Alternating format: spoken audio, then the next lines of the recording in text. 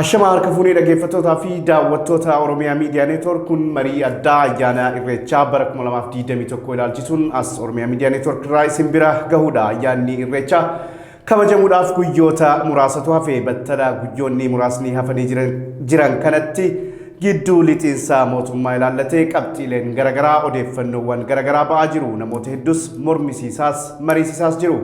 Nutis odeeffannoo keessoo mootummaa biltsiginnaa keessaa ba'e qabannee yaadota walitti qabannee isin biraan ga'uuf as jirra. Nu waliin turaa qophii kana kan qopheesse isin biraan ga'u Annas Raddii Huseen yoo ta'u, waa'ila kan koo Awwal Qaasim waliin gama teknikaatiin Abdii Jamaal nu waliin jira. Nu waliin turaa. Awwal akkam nagaadha? Nagaa jirra akkam. Egaa akkuma beeksisuudhaaf yaaletti irreessi yeroo muraasatu isaa fe ayyaanni irreechaa akka biyyoolessaatti akka Oromiyaatti hora Harsaditti Bishooftuu akkasumattis hora Finfinneetti kabajamuuf jira. Battala kanatti immoo qabxiin ijoo ta'ee ka'aa jiru gidduu lixiinsa mootummaa ta'eera. Mootummaan yookaan immoo murni biltsiginnaadha. Ayyaana Irreechaa kabachiisuudhaaf sababa jedhuun tarkaanfilee garagaraa fudhachaa jira. Tarkaanfileen fudhatamaa jiran keessaa inni dursaa koree mobilizationii ayyaana Irreechaa jedhu ijaaruu ture. Koreen kun ji'oota darban kana keessatti hojiiwwan garagaraa raawwataa jiraachuun isaa dookumentiiwwan itti fufiinsaan nu bira ga'aa turan ni mul'isu. Amma battala amma jiru kana keessatti ijoon dubbii tarkaanfileen mootummaan fudhataa jiru kuni hammam irreecha akka duudhaa saba Oromoo tiksee akkasumattis mirga uummata Oromoo eegsisee Oromummaa lallisee irreechi akka kabajamu godhuu danda'amoo hin danda'u inni jedhu ijoo dubbii ta'eeti argama.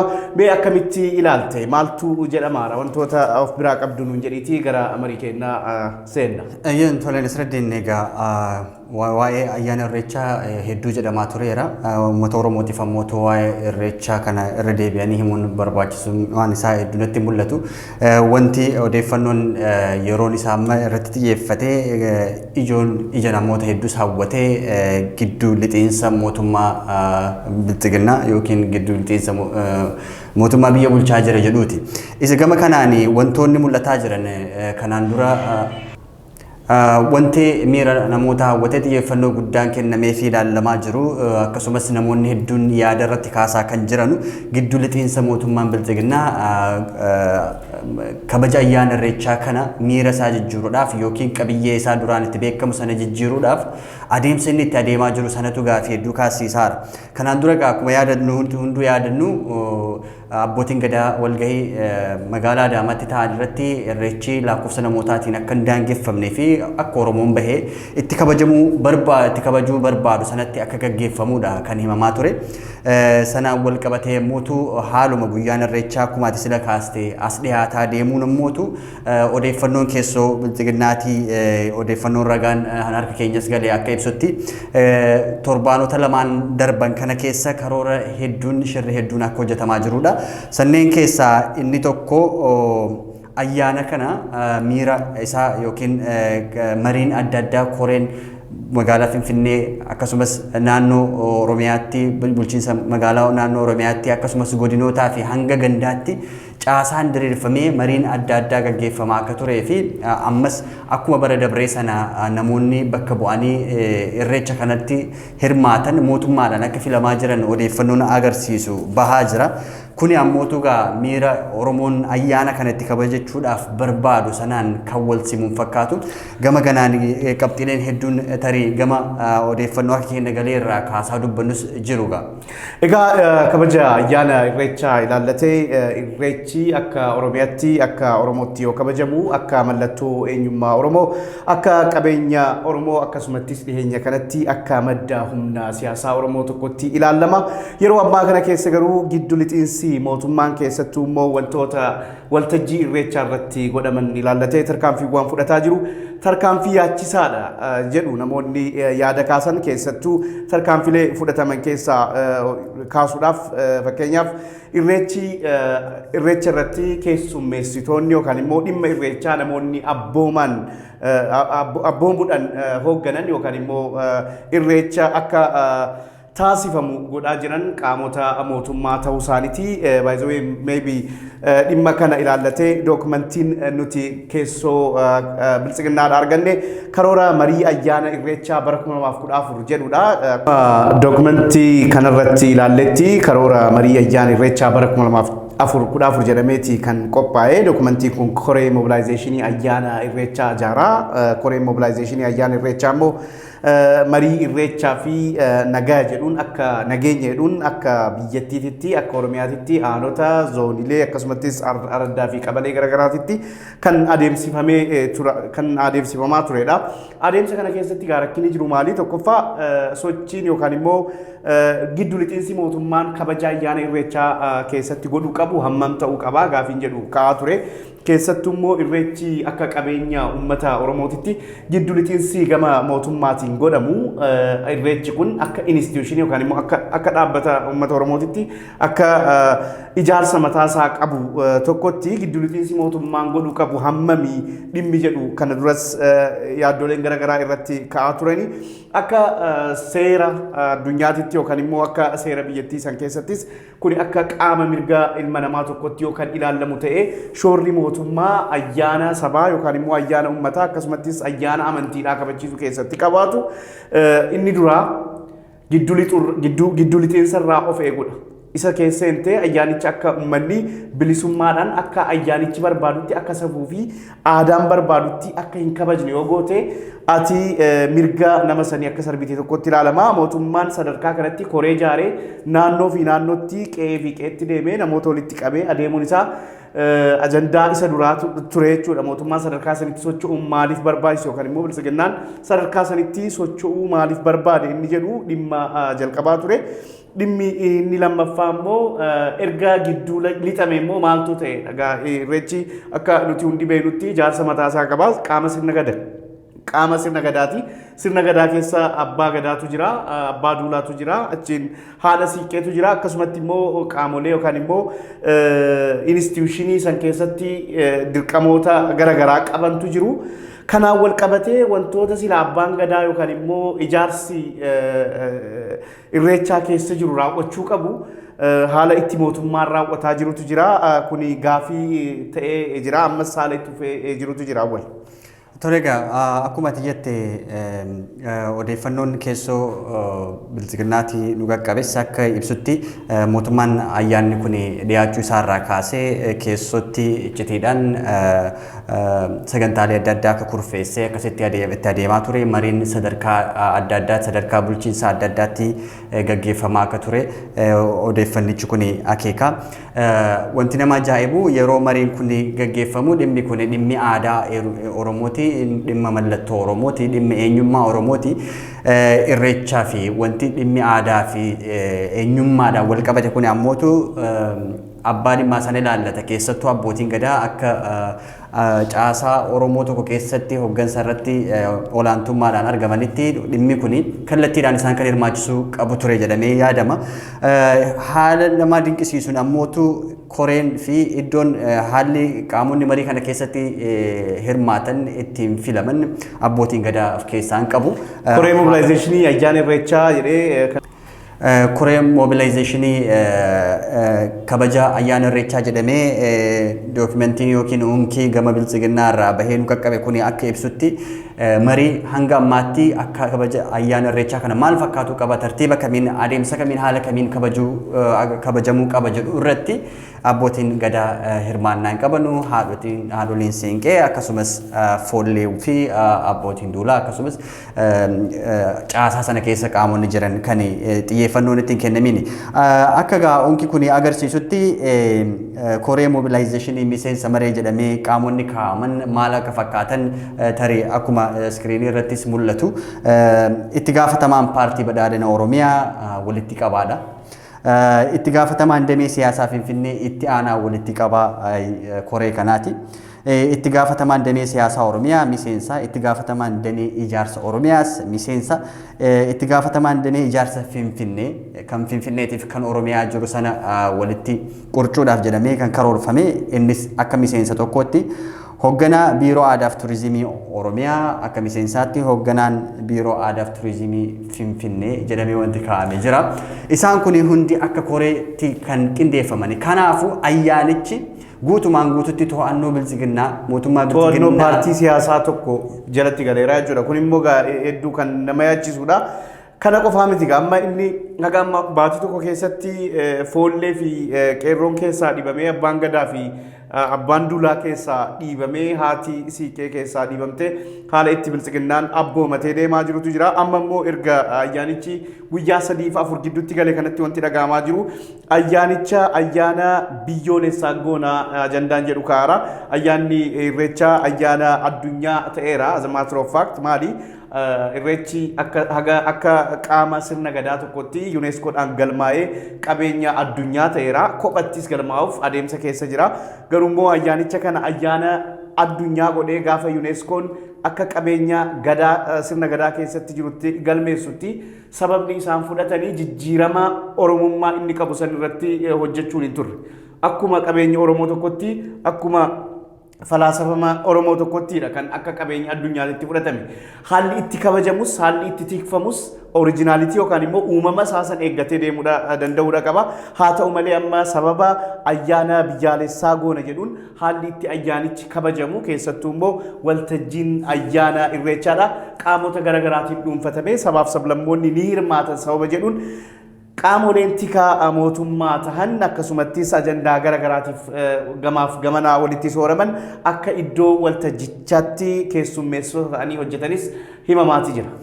Egaa gama kanaan dhimmi kun hedduu guyyaa kaleessa kana yoo ilaalte toora feesbuukiitii fi sooshaal miidiyaa hedduu irratti dhimma hedduu ho'aa ta'eetiin kan mul'atu ture. Hubannaan uummanni keenya iddoo kanas qabaachuutti jiru maal fakkaata wantoota jedhamu kallattii ittiin ilaalles qabaani gama kootiin. Namoonni ayyaanni kun akka ayyaana biyyoolessaatti yookiin ayyaana Itoophiyaanotaa jedhamee moggaafamuun akka injifannoo gaariitti ilaalamuu qaba.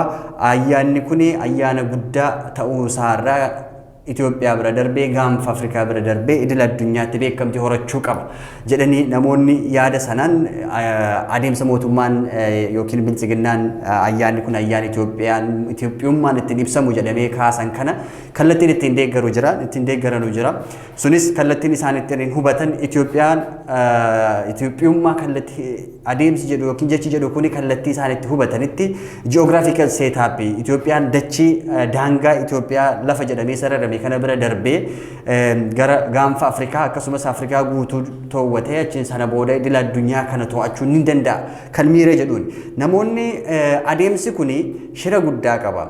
Adeemsi kuni adeemsa bilchiginnaan mootummaan bilchiginnaa sabboontota Oromoo irratti eenyummaa Oromoo cabsuudhaaf karoorfatee ka'e keessa isa guddaadha. Irreechi iddoo uummanni Oromoo kallattii adda addaatii bakka tokkotti walitti dhufee ija miidiyaa addunyaa hawwatee eenyummaa itti isaatti calaqqisiifatu. Ayyaanni kun ayyaana Oromoo jedhamee beekama.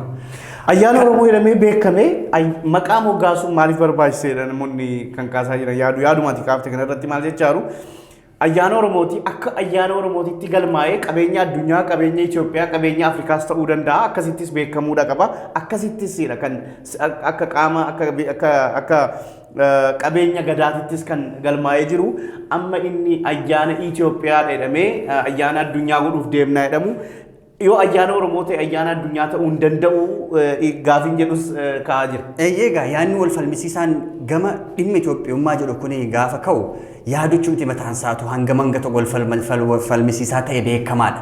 Yaadni Itoophiyaan eenyunni Itoophiyaa ishee seenaa finxaalayyoota seenaa walii isa darbe sana leellistu Itoophiyaa afaan tokko dubbatu Itoophiyaa alaabaa lummuxxii sana jalatti dhaabbattee Itoophiyaan duris guddoo turte gara guddina sanaas ni deebina jettee dhaadattu sanamu Itoophiyaa akka federaalizimiitti garaagarummaa sabaaf sablammootaa sana akkuma jirutti fudhattee gara fuulduraatti deemsisanii kaminni kan jedhuuf deebiin gabaabaan adeemsi mootummaa bilchiginnaa kuni maal fakkaata ideoloojiin mootummaa bilchiginnaa kuni maal fakkaata kanaafuyyuu qaamonni hedduun keessattuu namoonni beekamoon tokko gama feesbuukaa irratti yaadni yeroo qoodatan argeen ture yaadni isaanii tokko qaawwa kana ofitti banuu hin qabnu bilchiginnaan paartii diinummaa saba Oromootiif qabu ta'uun isaa beekamaadha. Qaawwa kana gama irreechaatiin aadaa keenya akka Itoophiyummaatti waan guddisan fakkaatanii qaawwa sanaan loo'anii nutti galaniiti achiin booda eenyummaa kana diiguudhaaf adeemaa jiru waan ta'eef wanta kana dursinee itti dammaqnee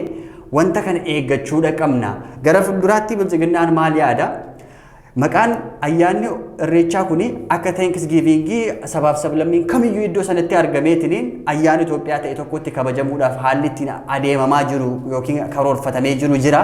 Gaafa sana maqaan Oromoo jedhu kuni ayyaanni irreechaan gaafa ka'u Oromoon miiliyoonni 60 maqaan isaa ka'u kuni liqimsamaa aadaan isaa duudhaan isaa badaa deema. Gaafa sana osoo hin jaalatin garam dhuftaa gara Itoophiyaa lummuxxii ijaaramuudhaaf karoorfatamtee itti adeemamtu sanaatti daandii bo'oo sana keessa galtaa jechuudha. Kanaaf qaawwa sana keessa galuu hin qabnu yaadni gama tokkoon jedhu jedhee ka'u jira jechuudha. Yaada bareedaa kaaftee egaa wanti asirratti hubatamuu qabu akkuma ati kaaftee tokkoffaa I think irreechi amma bal'ateera bal'achuuf deema inni jedhu I think ani gaafii hedduun irraa qabaa tokkoffaa kabajni irreechaa uummata keessaa ba'ee paartii tokkotti galeera. Koreen jarri ijaaranii hojjechiisaa jiranii paartii badhaadhinaati. Paartii bakka bu'u malee kan Oromoo bakka bu'u miti. Badhaadhina bakka sorry badhaadhina nabbareetiin akkuma jarri jedhan badhaadhina jechuun jira. Badhaadhinaa miti actually biltsiginnaadha. Dokumentichatu badhaadhina jedhee yaama. Waanuma ta'eefu paartii biltsiginnaa jalqabaa hanga dhumaatitti itti gaafatamaa waajjira biltsiginnaa Oromiyaatirraa eegalee hanga Finfinneetti miseensota biltsiginnaattu akka koree mobilizationii ayyaana irreechaatitti hundaa'ee jira. Tokkoffaa inni lammaffaa abbootiin gadaa foolleen akkasumattis qeerroon akka ayyaanicha keessatti hirmaannaa hin qabne godhamaa jiru. Magaalota garaagaraa keessatti ittiin oduuwwan keenya torbee kanaa fi torbee darbe keessatti akkuma dhaggeeffattootaa fi daawwattoota Oromiyaa Miidiyaa Neetwoorkiin gahaa turretti namoota hedduutu hidhamaa turanii sababuma ayyaana irreechaaf deemaa turanii fi inni sadaffaan ijaarsi ijaarame kun maal hojjete yoo jette immoo akka uummanni ayyaana irreechaa kabajuuf iddoowwan garaagaraatti tuuta tuutaan bakka jiru ofiisaatii akka hin dhufne jarri jechuun namoonni tikaa fi nageenya biltsiginnaa keessatti hojjetan abbummaadhaan akka ayyaanicha control godhan yookaan immoo akka uummanni akka barbaadetti yaada isaa ibsatee akka duudhaa fi aadaa Oromoo sanitti hin taane godhaa jiraachuun isaanis biltsiginnaa akka ati amantu kan si godhuu miti. Isa san qofa osoo hin ta'in immoo hoogganaan biltsiginnaa pirezidantiin biltsiginnaa Abiyyi Ahmed sabboonummaa Oromooti irratti ijjannoon isaan qaban maali jedhanii ilaaluunis barbaachisaa natti fakkaata. Keessattuu erga ideoloojii maddamar jedhamu kana fidaniin booddee ilaalcha maddamar jedhu fidaniin booddee sabboonummaan Oromoo xinneessedhanii nama yaadanidha. San qofa osoo hin ta'in Oromoon yoo kan na hin gargaarre ta'e yookaan immoo cinaa koo kan hin dhaabbanne ta'e Oromoo waggoota dhibbaafan dabarse nama dubbateedha. Kanaafuu sochiiwwan godhaman kana hunda ija takkaan akkuma Jawaar jedhee ija takkaan rafaa ija takka banatanii ilaaluun barbaachisaadha na fakkaate. Hojiiwwan birootis jiru kanneen akka tishartiin gaafa ayyaana irreechaa kabajamu tishartii abbaa gadaa ture. Amma immoo tishartiin yeroo kanatti uffatamee ba'u tishartii adii barreeffamuma biltsiginnaa waan barbaadde irratti barreessite ta'eera. Leenjiin kennamaa ture. Leenjiin ayyaana kamirrattuu kennamee hin beeku. Ayyaana kamirratti kennama biyya san keessatti irreecha irratti qofa malee leenjiin inni mootummaan kennu jechuudha. Kanaafuu wantoonni kun walitti dabalamanii irreechi haala kanaan deemee abbummaan isaa uummata Oromoo irraa fuudhamee qaamota kana harka gale taanaan waggaa 3-4 booddee irreecha akkam ilaaluu deemna.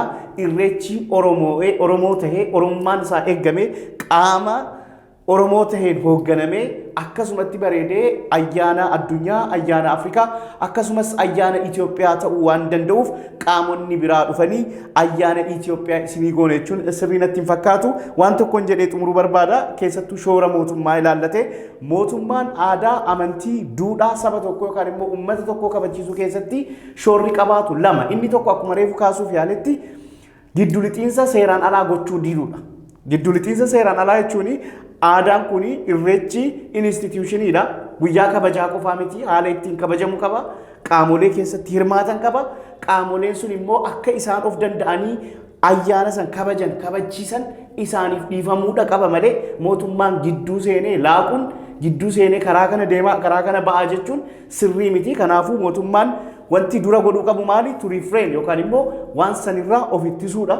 Inni lammaffaan immoo yoo gargaaruu promote gochuu dirqama isaa akka aadaan amantiin eenyummaan sabaa dagaagu promote godhuu dirqama isaa san baachuu yoo barbaade immoo akka uummanni sun barbaaduun akka hawaasni sun barbaaduun wantoota godhamuu qaban godhuudha. Fakkeenyaaf iddoo irreechi itti godhamu san misoomsuu waan uummanni barbaadu san kennuu konkolaataa dhiyeessuu baazaarotaa fi wantoota garaagaraa akka duudhaa aadaa fi eenyummaa Oromoo eeguu sanitti akka godhaman godhuu riisarchiiwwan akkasumattis seentariiwwan garaagaraa ijaaruudhaan akka addunyaan aadaa san beeku akka miidiyaaleen garaagaraa waan san gabaasan akka addunyaan beeku godhuudha malee aadicha keessa seentee qabiyyee aadaa jijjiiruun aadicha guddisuu natti hin fakkaatu. Meebii wantoonni ati jettu yoo jiraate jedhiitii osoo sagantaa keenya asumarratti xumurre.